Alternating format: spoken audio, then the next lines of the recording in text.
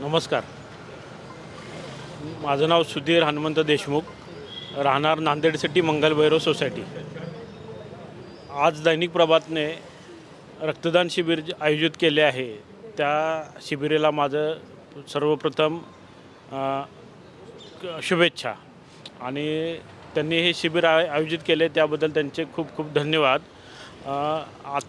आज रक्तदानाची खूप गरज आहे. रक्ताचा बरेच ठिकाणी रक्ताचा तुटवडा आहे आणि त्या परिस्थितीत दैनिक प्रभातने जे रक्तदान आयोजित केले आहे ते खूप गरजेचं होते. आज मी इथे रक्तदान केलेलं आहे. माझा हा आजचा 29वा रक्तदान आहे.